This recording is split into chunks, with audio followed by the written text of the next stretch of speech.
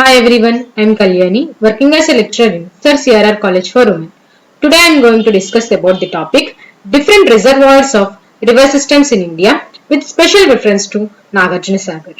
For second BSc third sem fishery students in paper Capture Fishery 1. Different reservoirs of river systems in India.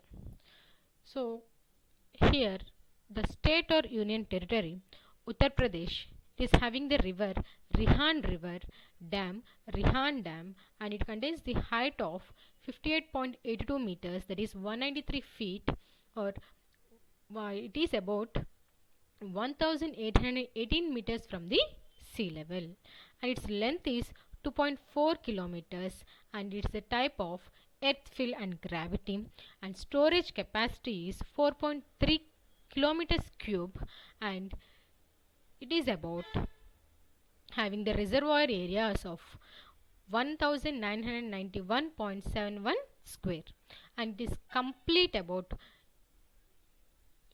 about in the year 1964. And Kerala. So it contains the river Periyar and contains the dam Idukki Dam, and height 168.91 meters and length 365.85 meters, and type double curvature arch, and storage capacity is 1.996 kilometers cube, and reservoir area is about 649.3 kilometers square. It is completed in the year 1973. And coming to the Maharashtra, it is having the river Godavari and dam Jayakwadi Dam, and height 41.30 meters, and it is having the length of 9998 meters and type earthfill and gravity, and storage capacity is 2.909 kilometers cube, and reservoir area is 21,750 kilometers square, and it completed in the year 1976. And next one, Maharashtra. It is having Bhima River and dam Ujjani Dam, and height 54.4 meters and length 2534 meters, and type earthfill and gravity, storage capacity 3.14 kilometers cube, and reservoir area 337 kilometers square, and completed in the year 1980. Maharashtra, it contains river Koyna River, dam Koyna Dam, height 103.2 meters and length 807.2 meters, type gravity, storage capacity 2.7974 kilometers cube, and reservoir area 891.78 kilometers square, and completed in the year 1964. Madhya Pradesh, it is having the river Narmada and dam Indra Sagar, height 92 meters, length 653 meters, and type earthfill and gravity, storage capacity 12.2 kilometers cube, and reservoir area 61,642 kilometers square, and completed in the year 2005. And Telangana, it contains Godavari River, dam Sriram Sagar, height 43 meters, length 15,600 meters, type earthfill and gravity, storage capacity 3.172 kilometers square, and reservoir area 450.82 kilometers square, completed in the year 1977. Next one, Andhra Pradesh and Telangana. It contains the river Krishna, dam Nagarjuna Sagar, height 124.66 meters and length 4865 meters, type earthfill and gravity, storage capacity 11.561 kilometers cube, reservoir area 284.9 kilometers square, and it is completed in the year 1960.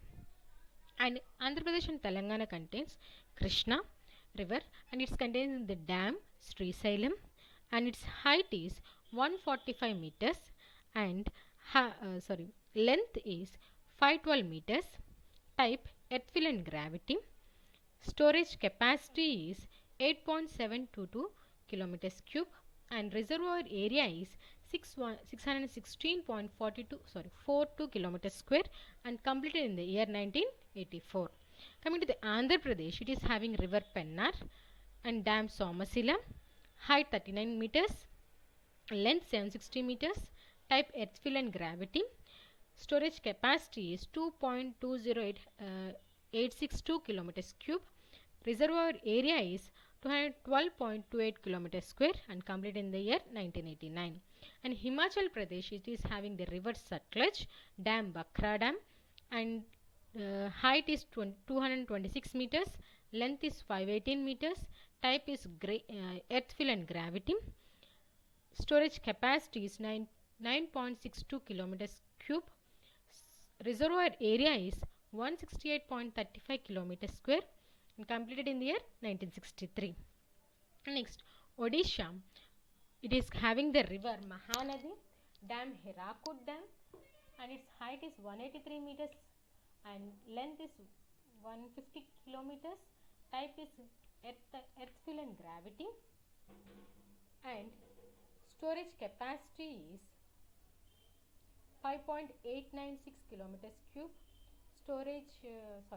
reservoir area is 83.400 kilometers square and completed in the year 1957.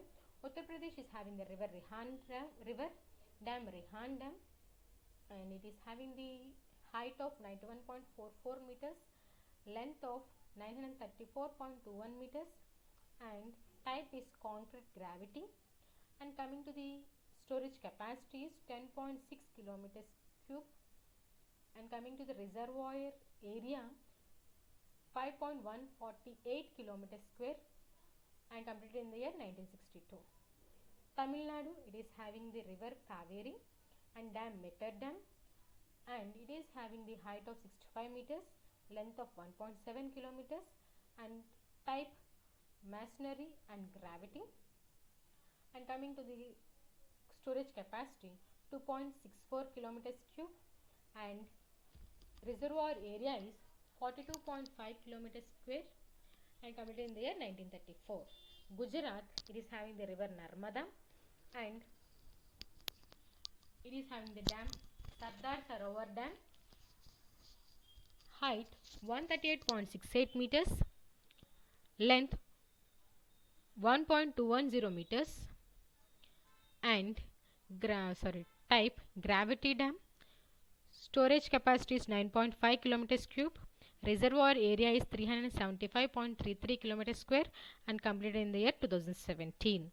And Gujarat, it is having the Tapati river, Ukai dam, height is about 105.16 meters, length 4.927 meters, and coming to the type earthfill and gravity, and storage capacity is 7.41 kilometers cube. Reservoir area is 612 kilometers square, and it is completed in the 1972. And Uttarakhand, it is having Bhagirathi river, which is having Thari dam. It is having the height of 260.5 meters, length about 575 meters, and it is the type of embankment earth and rock fill, and here its storage capacity is 4 kilometers cube and reservoir area is 52 kilometers square, completed in the year 2006. This is all about the different reservoirs and river systems of India. Now coming to the special reference to Nagarjuna Sagar. So ఇక్కడ నాగార్జున సాగర్ గురించి మనం డీటెయిల్గా explain చేసుకుందాం. So ఇక నాగార్జున సాగర్ అనేది it is located with in the geographical ordinates of 16 degrees 34 north and 79 degrees 19 east. Nagarjuna Sagar river reservoir is constructed as the river Krishna in the districts of Guntur or Nalgonda of Andhra Pradesh. So ఇక Nagarjuna Sagar reservoir అనేది జియోగ్రాఫికల్గా చూసుకుంటే దాని యొక్క position చూసుకున్నట్లయితే 16 degrees 34 నార్త్లోను 79 degrees 19 నార్త్లోను ఈస్ట్లోను ఉంది అంటున్నారు. ఈ యొక్క నాగార్జున సాగర్ రిజర్వాయర్ అనేది ఏ యొక్క రివర్కి కన్స్ట్రక్ట్ చేశారు అంటే కృష్ణా రివర్కి. ఎక్కడెక్కడ అంటే గుంటూరు నల్గొండ డిస్ట్రిక్ట్స్ ఆఫ్ ఆంధ్రప్రదేశ్లో ఈ యొక్క నాగార్జున సాగర్ రిజర్వాయర్ అనేది కన్స్ట్రక్ట్ చేసింది అంటున్నారు. సో ఈ యొక్క ఫిజికో కెమికల్ క్యారెక్టర్స్ చూసుకున్నట్లయితే ఈ యొక్క నాగార్జున సాగర్ యొక్క ఫిజికో కెమికల్ క్యారెక్టర్స్ చూసుకున్నట్లయితే 6 సెక్టార్స్ మీద చూసుకునేవి. 1971 నుంచి 1979లో ఈ యొక్క నాగార్జున సాగర్ యొక్క ఫిజికో-కెమికల్ క్యారెక్టరిస్టిక్స్ని స్టడీ చేసి డిటర్మైన్ చేశారు. సో వాటర్ టెంపరేచర్ చూసుకున్నట్లయితే 1971 నుంచి 1979 వరకు చూసుకున్న దాంట్లో ఎంత రేంజ్లో ఉంది అంటే 22.5 నుంచి 31.0 డిగ్రీ సెంటిగ్రేడ్ ఉంది అన్నారు. అదే ట్రాన్స్పరెన్సీ అయితే 5.8 నుంచి 961.7 సెంటీమీటర్స్ వరకు ఉంది. pH చూసుకున్నట్లయితే 7.6 నుంచి 8.8. డిజాల్వ్డ్ ఆక్సిజన్ చూసుకున్నట్లయితే 5.1 నుంచి 11.0 మిల్లీగ్రామ్స్ పర్ లీటర్. అంటే ఫ్రీ కార్బన్ డైఆక్సైడ్ చూసుకున్నట్లయితే నిల్ నుంచి అంటే 0 నుంచి 8.8 ppm. Coming to the carbonates, it is also nil నుంచి అంటే 0 నుంచి 34.5 ppm వరకు ఉంది అన్నారు. అదే బైకార్బనేట్స్ చూసుకున్నట్లయితే 51.0 నుంచి 163.3 ppm వరకు ఉంది అన్నారు. అదే కాల్షియం చూసుకున్నట్లయితే 9.3 నుంచి 42.8 ppm ఉంది. అదే మెగ్నీషియం చూసుకున్నట్లయితే 1.4 నుంచి 27.6 ppm వరకు ఉంది. డిజాల్వ్డ్ ఆర్గానిక్ మ్యాటర్ చూసుకున్నట్లయితే 0.06 నుంచి 4.87 ppm వరకు ఉంది. అమోనికల్ నైట్రోజన్ చూసుకున్నట్లయితే 0.03 నుంచి 0.6 ppm. అండ్ నైట్రేట్ నైట్రోజన్ చూసుకున్నట్లయితే 0.13 నుంచి 0.70 ppm. ఫాస్ఫరస్ చూసుకున్నట్లయితే ట్రేస్ అమౌంట్స్ నుంచి 0.02 ppm వరకు ఉంది అన్నారు. సిలికాన్ చూసుకున్నట్లయితే 19.0 నుంచి 53.0 ppm అంటున్నారు. అండ్ స్పెసిఫిక్ కండక్టివిటీ చూసుకున్నట్లయితే 189 నుంచి 1114 మైక్రోమోస్ ఉంది అంటున్నారు. And being situated at lower latitudes, the seasonal difference in temperature was recorded very low in this reservoir, and the thermal stratification was either absent or very weak, not exceeding 3.4 degrees centigrade in peak summer months. So lower latitudes లో ఉండడం వల్ల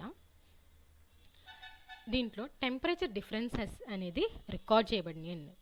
so ఎలా ఉందంట, చాలా తక్కువగా ఉంది అన్నారు. And thermal stratification అనేది యాబ్సెంట్ అవ్వచ్చు, లేదా చాలా తక్కువ ఉండొచ్చు అని చెప్పారు. అది ఎప్పుడు పీక్ సమ్మర్ మంత్స్లో కూడా 3.4 డిగ్రీ సెంటిగ్రేడ్ని ఎక్సీడ్ అవ్వలేదు అంటున్నారు. ఎందుకంటే ఇది లోవర్ లాటిట్యూడ్స్లో ఉండడం వల్ల సీజనల్ డిఫరెన్సెస్ అనేవి, టెంపరేచర్లో సీజనల్ డిఫరెన్సెస్ అనేవి రికార్డ్ అయినాయి, అవి కూడా చాలా తక్కువ ఉంది అంటున్నారు. అండ్ ఇక్కడ ఎప్పుడు థర్మల్ స్ట్రాటిఫికేషన్ అనేది జరగలేదు, ఒకవేళ జరిగినా చాలా తక్కువ ఉంది. అది ఎప్పుడు 3.4ని పీక్ సమ్మర్ మంత్స్లో అయినా సరే 3.4 డిగ్రీ సెంటిగ్రేడ్ని ఎక్సీడ్ అవ్వలేదు అంటున్నారు. From the point of view of biological productivity, the reservoir consisted of two fundamentally different zones. So, biological productivity మీద డిపెండ్ అయ్యి ఈ యొక్క రెండు ఫండమెంటల్ జోన్స్ కింద ఉంది రిజర్వాయర్ అనేది. రిజర్వాయర్లో బయాలజికల్ ప్రొడక్టివిటీ ప్రకారం చూసుకుంటే ఈ యొక్క రిజర్వాయర్లో రెండు జోన్స్ ఉన్నాయి అంటున్నారు. The most important among chemical changes is the oxygen depletion in the tropholytic layer of the reservoir brought about by the oxidative process. So మెయిన్గా కెమికల్ చేంజెస్ ఎందుకు జరుగుతున్నాయి అంటే oxygen depletion programs. So oxygen deplete అవ్వడం వల్ల, oxygen తగ్గిపోవడం వల్ల ట్రోఫోలైటిక్ లేయర్స్లో, అది కూడా ఆక్సిడేటివ్ ప్రాసెస్ వల్ల ఈ యొక్క ఆక్సిజన్ అనేది తగ్గిపోవడం వల్ల దీంట్లో కెమికల్ చేంజెస్ అనేవి జరుగుతున్నాయి. A strong oxygen decline ranging from 8.9 to 2.8 ppm from surface to bottom was characteristic feature during summer months. So ఇక్కడ ఆక్సిజన్ అనేది తగ్గిపోతుంది. సో ఎందుకంటే ఆక్సిడేటివ్ ప్రాసెస్ వల్ల.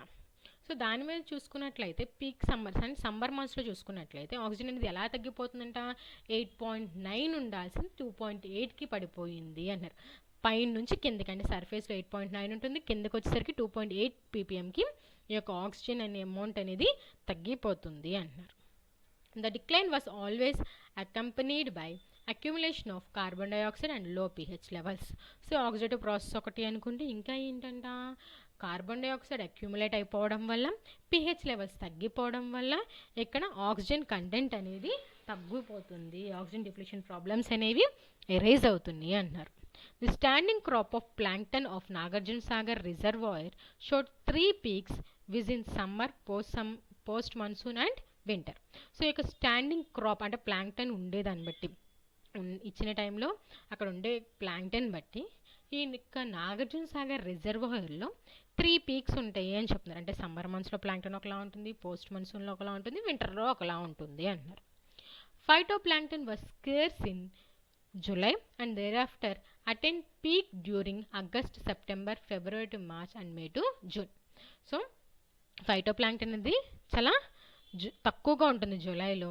ఎప్పుడు ఎక్కువగా ఉంటుంది అంటే ఆగస్ట్ నుంచి సెప్టెంబర్కి, ఫిబ్రవరి నుంచి మార్చ్కి, మే నుంచి జూన్కి. అనాసిస్టిస్, ఓసిల్టోరియం, పెడాస్ట్రియం, స్పైరోగైరమ్, టెబలేషియం, ఫ్రాగిలేరియం, మెపోసిరమ్, నావిక్యులా formed rich blooms in the reservoir. సుగుణన్ ప్రకారం 1908లో సుగుణన్ ప్రకారం ఆయన ఏం చెప్పారు అంటే ఈ యొక్క చెప్పుకున్న ఈ యొక్క అనాసిస్టిస్, ఆసిలిటేరియా, పెడాస్ట్రమ్, స్పైరోగరియా, టాబలేషియా, ఫ్రాగిలేరియా, మెపోసిరా, నావిక్యులా ఈ యొక్క బ్లూమ్స్ అనేవి ఎక్కువగా రిజర్వాయర్లో ఉంటాయి అని చెప్తున్నారు. The bottom fauna of the reservoir was constituted by nymphs and larvae of several insects, oligochaetes and mollusks. So bottom fauna అంటే కింద పార్ట్లో ఫాన్ అంటే ఆర్గనిజమ్స్ ఏమేమి ఉంటాయి అంటే nymphs, larva of several insects and oligochaetes and molluscs అనేవి ఎక్కువగా బాటంలో ఉంటాయి యొక్క రిజర్వాయర్ యొక్క బాటంలో అంటున్నారు. During July to September molluscs were few. July నుంచి సెప్టెంబర్లో చూసుకున్నట్లయితే మొలస్క్ అనేది చాలా తక్కువగా ఉంటాయంట.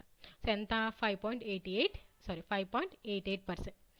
While the bulk was contributed by nymphs. ఆ టైంలో ఎప్పుడు ఏమి ఎక్కువగా ఉంటాయంట nymphs, larva and adult form of insects. అవి ఎంత ఉంటాయి అంటే 81.10% అంటున్నారు. అండ్ ఇంకా ఆలిగోకీటా కూడా ఉంటాయి అని చెప్తున్నారు మిగిలింది. The molluscan population increased in subsequent quarters reaching the maximum of 17.10%. స్లోగా యొక్క మొలస్కన్ పాపులేషన్ అనేది ఇంక్రీజ్ అవుతూ వచ్చి మ్యాక్సిమం ఎప్పుడు రీచ్ అయ్యింది అంటే 17.10%కి అంటున్నారు. The annual yield from Nagarjuna Sagar Reservoir decreased markedly from 158.65 tons in 1971 to 72 to 32.32 tons in 1972 to 73. So annual yield అనేది ఈ యొక్క నాగార్జున సాగర్లో మనకు వచ్చే యొక్క ఫిషెస్ కానీ ఏవైనా సరే అక్వాటిక్ ఆర్గానిజమ్స్ యొక్క ఈల్డ్ అనేది 1971 నుంచి 72లో చూసుకున్నట్లయితే 158.65 టన్స్ వచ్చిందంట. అదే 72 to 73 చూసుకున్నట్లయితే 32.32 టన్స్ మాత్రమే వచ్చింది, అంటే తగ్గింది అంటున్నారు. This notable decline was attributed to considerably low fishing effort during 1972 to 73. ఎందుకు తగ్గింది అంటే సరిగ్గా ఫిషింగ్ చేయకపోవడం వల్ల, సరిగ్గా లో ఫిషింగ్ ఎఫర్ట్స్ వల్ల ఈ యొక్క ఈల్డ్ అనేది యాన్యువల్ ఈల్డ్ అనేది 1971 నుంచి 72తో పోల్చుకుంటే 72 నుంచి 73కి తగ్గింది అన్నారు. The yield increased to 76.33 tons in 1973 to 74 but fell again to 69.16 tons in 1974 to 75.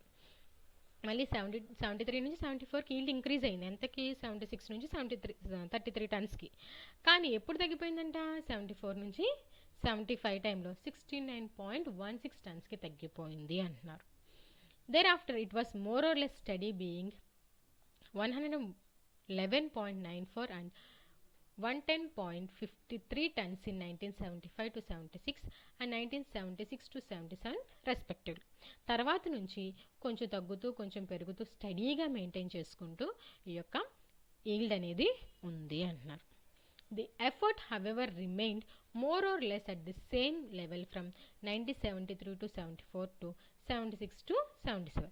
So fishing effort అనేది చాలా వరకు ఈక్వల్గా ఉంచుకున్నారంటే ఎప్పటి నుంచి 1973 నుంచి 74 వరకు, అలాగే 76 నుంచి 77 వరకు అంటున్నారు. The species composition of the catch was highly variable. So ఈ యొక్క నాగార్జున సాగర్ రిజర్వాయర్లో చూసుకున్నట్లయితే అక్కడ దొరికే స్పీషీస్ కాంపోజిషన్ అనేది చాలా డిఫరెంట్గా ఉంటుందంట. సో ఇక్కడ ఏమేమి ఉంటాయంటే Labeo fimbriatus followed by Labeo calbasu dominated the carp fishery. అంటే కార్ప్ ఫిషెస్లో చూసుకున్నట్లయితే లేబియో ఫింబ్రేటిస్ ఎక్కువగా ఉంటుంది. తర్వాత ప్లేస్ ఆక్యుపై చేసేది Labeo calbasu. Pangasius and Silonia childreni figured prominently in the cat fishery. So తర్వాత క్యాట్ ఫిషెస్లో చూసుకున్నట్లయితే పంగాషియస్ స్పీషీస్ అలాగే సిలోనియా చిల్డ్రని స్పీషీస్ అనేవి కనిపిస్తున్నాయి అంటున్నారు. The cat fishes dominated the fishery in 1971 to 72. So ఎప్పుడు ఎక్కువగా ఉందంటే డామినెంట్గా క్యాట్ ఫిషెస్ అనేవి 48.09% ఉందంటే ఎప్పుడు అంటే 1971 నుంచి 72లో. అది ఎప్పుడు తగ్గింది అంటే 72 నుంచి 73కి తగ్గిపోయింది. అంటే ఎంత ఉంది, 30.08% మాత్రమే ఉంది. అండ్ 73 to 74 చూసుకుంటే 38.85% మాత్రమే ఉంది అంటున్నారు. అంటే ఓవరాల్గా క్యాట్ ఫిషెస్ డామినెన్సీ అనేది 1971 నుంచి 1972లో మాత్రమే కనిపించింది. తర్వాత 72 నుంచి 74కు తగ్గుతూ వచ్చింది అన్నారు.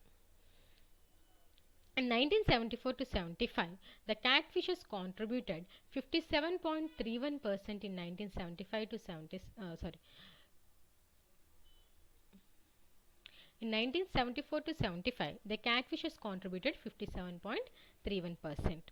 మళ్ళీ 1975 నుంచి 76 చూసుకున్నట్లయితే 70 నుంచి 70.86%కి వచ్చిందంట. అండ్ 76 నుంచి 77కి చూసుకున్నట్లయితే 63.69% వచ్చింది అని చెప్తున్నారు. సో ఇక్కడ టోటల్ క్యాచెస్ చూసుకున్నట్లయితే క్యాట్ ఫిష్ ఇవి 1971 నుంచి 72కి 48.09% ఉంది. 72 నుంచి 73కి 30.08% ఉంది. అండ్ 1973 నుంచి 74కి 38.85% ఉంది. 74 నుంచి 75కి 57.31% ఉంది. అండ్ 75 నుంచి 76కి 70.86% ఉంది. ఇక్కడ ఇంక్రీజ్ అయింది. 76 నుంచి 77కి చూసుకున్నట్లయితే 63.69% ఉంది. సో ఇక క్యాట్ ఫిషెస్ యొక్క యాన్యువల్ క్యాచెస్ ఇవి. The yield of Labio fimbriatus varied from 5.26 tons in 1974 to 75 to 56.30 tons in 1971 to 72. So ఇంకో లేబియో ఫింబ్రియాటస్ యొక్క ఈల్డ్ చూసుకున్నట్లయితే 1971 నుంచి 72 చూసుకున్నట్లయితే అది 56.30 టన్స్ ఉంది. అదే 1974 నుంచి 75 చూసుకున్నట్లయితే 5.26 టన్స్ మాత్రమే ఉంది. సో ఇక్కడ మనకి మార్క్డ్ ఫ్లక్చువేషన్ అనేది కనిపించింది. సో ఇయర్ టు ఇయర్ ఇంకా స్టాకింగ్ అనేది తగ్గిపోతూ ఉంది. సో అందుకని ఇక్కడ మనం స్టాకింగ్ సపోర్ట్ ఇస్తూ ఎఫర్ట్ స్టెబిలైజేషన్ ఇస్తూ మన యొక్క రిజర్వాయర్లో ఆ యొక్క ఫిషెస్ యొక్క ఇంక్రీజ్ అనేది చేసుకోవాలి. 4 age groups were found to figure in the fishery commencing from the age 2+ of the species. So 4 age groups అనేవి కనిపిస్తున్నాయి అంట ఈ యొక్క రిజర్వాయర్లో. The stocking density of Labio culbusu did not show significant variations from year to year, but its density being basically low. So Labio culbusu యొక్క variations అనేవి మనకి ఏమి ఎక్కువ ఇయర్ టు ఇయర్ అంత ఎక్కువగా ఏం కనిపించలేదు, అంటే స్టాక్లో అంటే నెంబర్లో. కానీ దాని యొక్క డెన్సిటీ అనేది తగ్గిపోతూ వచ్చింది అని చెప్తున్నారు. Further stocking of the reserve with fingerling is suggest. So ఇప్పుడు ఏమవుతుంది అంటే స్టాకింగ్ డెన్సిటీలో ఎటువంటి ఉన్న వాటిలో ఎటువంటి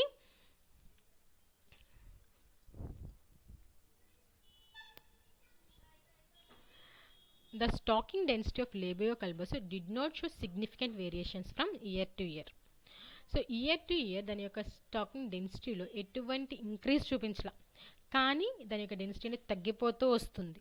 సో అందుకనే ఇక్కడ ఫింగర్లింగ్స్ని స్టాక్ చేయాలి అంటే దాంట్లోకి రిలీజ్ చేయాలి, దాని యొక్క నెంబర్ని పెంచాలి అని ఒక సజెషన్ అనేది ఉంది. Similar in the case with the fishery of Labeo rohita. So same ఇలాగే లేబియో రోహిత కూడా దాని యొక్క స్టాకింగ్ అమౌంట్ అనేది దాంట్లో ఎటువంటి వేరియేషన్ లేదు, అంటే పెరగలేదు కానీ తగ్గిపోతూ వచ్చింది. అందుకని దాంట్లో కూడా ఇంక్రీజ్ చేయాలి, లేబియో రోహితాన్ని కూడా ఇంక్రీజ్ చేయాలి అని చెప్తున్నారు. ది స్టాక్స్ ఆఫ్ కట్లా have shown a decline in density from 1973 to 74 onwards. So కట్లా స్పీషీస్ చూసుకున్నట్లయితే దాని యొక్క డెన్సిటీ అనేది 1973 నుంచి 74కి తగ్గుతూ వచ్చింది అని చెప్తున్నారు. Both Mystus singhala and Mystus aor and Silonia childreni showed sharp variations in recruitment between years. So ఈ యొక్క సింగాలా కానీ ఓర్ కానీ చిల్డ్రనీ స్పీషీస్లో చూసుకున్నట్లయితే ఇయర్ టు ఇయర్ వేరియేషన్స్ అనేవి కనిపించినాయి. The annual yield of Pangasius increased steadily from 8.49 tons in 1973 to 74 to 73.53 tons in 1976 to 77. So Pangasius species చూసుకున్నట్లయితే 1973 నుంచి 74 మధ్యలో చూసుకున్నట్లయితే దాని యొక్క yield అనేది 8.49 tons ఉందంట. అండ్ 76 నుంచి 77 టైంలో చూసుకున్నట్లయితే 37.53 tons మాత్రమే ఉంది అంటున్నారు. The catch per hectare from the reservoir ranged from 8.60 kg in 1971 to 72 to 1.75 kg in 1972 to 73. So, catch per hectare from the reservoir. ఒక రిజర్వాయర్ నుంచి ఒక హెక్టార్కి ఎంత క్యాచ్ అనేది వచ్చింది అంటే 1971లో చూసుకున్నట్లయితే 1971 నుంచి 72 చూసుకున్నట్లయితే 8.60 kg వచ్చింది అని. అదే 72 నుంచి 73కి చూసుకున్నట్లయితే 1.7 kg మాత్రమే వచ్చింది అంటున్నారు. The reservoir is estimated to be capable of yielding 88 kg per hectare per year as indicated by primary productivity studies. So primary productivity studies ప్రకారం ఏం చెప్తున్నారు అంటే ఈ యొక్క రిజర్వాయర్ నుంచి మనకి ఎంత ఈల్డ్ రావచ్చు అని చెప్తున్నారు అంటే 88 kg per hectare per year. ఒక ఇయర్కి ఒక హెక్టార్కి 88 kg రావచ్చు, 88 kg ఆఫ్ ఈల్డ్ రావచ్చు అని చెప్తున్నారు. The realization of this objective would, however, necessitate control of catfish population by selective liberalized fishing, intensive stocking of major carps and increased fishing effort. So వీటన్నిటిని బట్టి మనం రియలైజ్ అయ్యి కొన్ని ఆబ్జెక్టివ్స్ని తీసుకొని క్యాట్ఫిష్ పాపులేషన్ని మనం సెలెక్టివ్గా లిబరలైజ్ చేసి వాటిని ఫిషింగ్ జరిపించడము, ఇంటెన్సివ్ స్టాకింగ్ చేయడం, మేజర్ కార్ప్స్ని స్టాక్ చేయడము, అలాగే ఫిషింగ్ ఎఫర్ట్స్ని ఇంక్రీజ్ చేసుకోవడం వల్ల మనం ఈ యొక్క ఈల్డ్ని పెంచుకోవచ్చు అని చెప్తున్నారు. The present stocking rate of major carps is of very low order being. So major carps యొక్క స్టాకింగ్ అనేది చాలా తక్కువగా ఉంది అంటున్నారు. అంటే 1973 నుంచి 74 చూసుకుంటే 1.44 మాత్రమే ఉంది. అదే 1971 నుంచి 72 చూసుకున్నట్లయితే 8.37 మాత్రమే ఉంది. కానీ 75 నుంచి 76 మధ్యలో చూసుకున్నట్లయితే 35.77 per hectare వచ్చింది అంటున్నారు. It may be mentioned in this context that the fishing effort in Nagarjuna Sagar was low, being 1/10 of that of Bhavani Sagar. అంటే దీని ప్రకారం ఏం చెప్తున్నారంట, ఫిషింగ్ ఎఫెక్ట్ అనేది ఎక్కువగా ఉండట్లేదు నాగార్జున సాగర్లో, అది భవానీ సాగర్తో పోల్చుకుంటే 1/10 కూడా ఉండట్లేదు అంటున్నారు. అంటే ఇట్ ఈస్ లో, తక్కువగా ఉంటుంది, 1/10 ఆఫ్ దట్ భవానీ సాగర్ ఉంటుంది అంటున్నారు.